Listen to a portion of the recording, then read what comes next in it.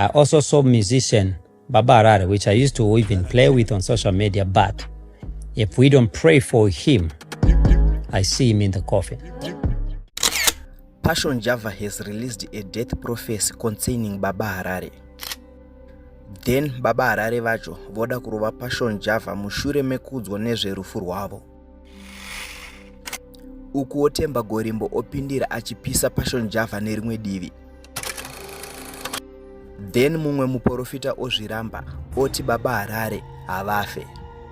Zvino vanhu havachaziva kuti iyi ichiri profesi here kana kuti inyaya dzepa-social media, nekuti tinoziva Baba Harare naPassion Java vari Tom and Jerry chaivo.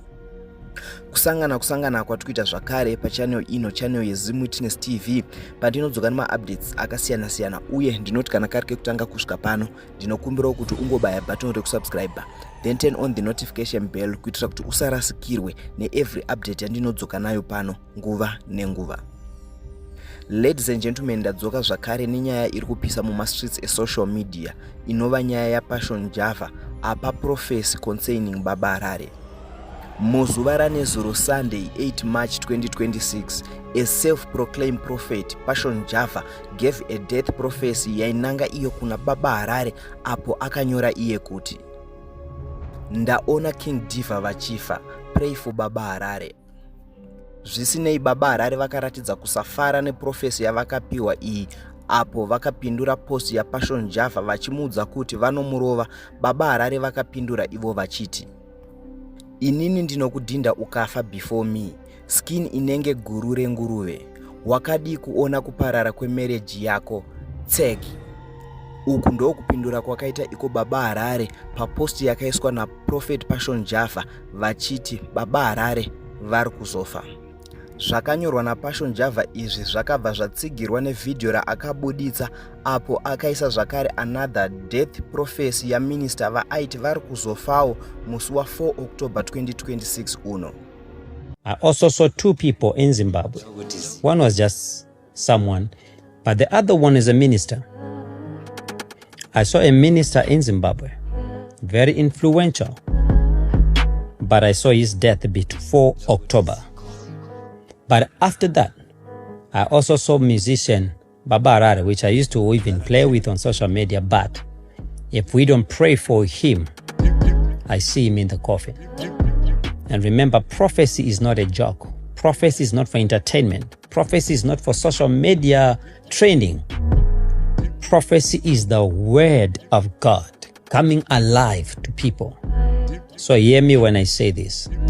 Pray for Zimbabwe, that this soul I see in the coffin, at least they repent and receive Jesus in their hearts. So walk with Jesus.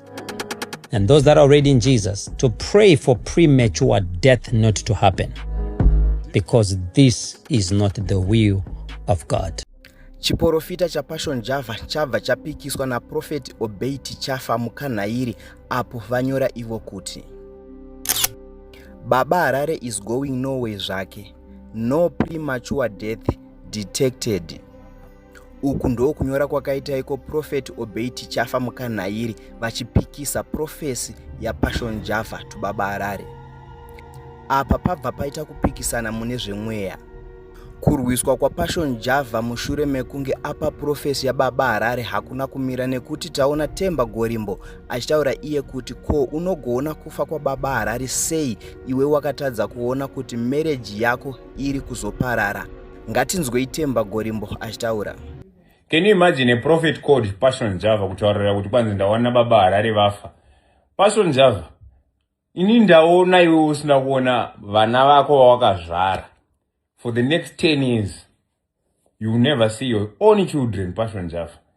Kuvaona in person, unovaona pa Facebook kana pa ma-internet call, because ukaenda ku America undosungwa.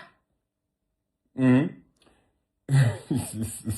the next 10 years, Passion Java, inini ndiri kuti vana vako kubereka.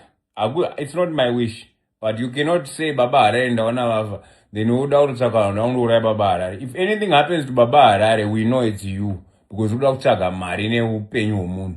Satanyoko, get away. Satanyoko waPassion Java.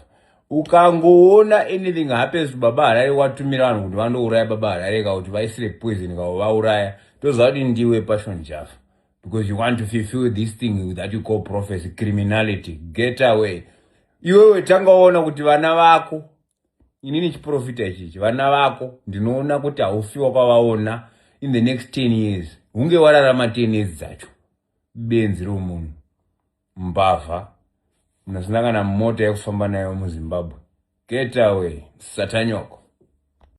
Ladies and gentlemen, ndo nyaya yandanga ndakakubatirai muzuva ranhasi. Ngatisangane mucomment section muchitiudzawo zvamunofunga pamusoro penyaya yechiprofita chaPassion Java uyo ari kuti akaona kufa kwababa Harare.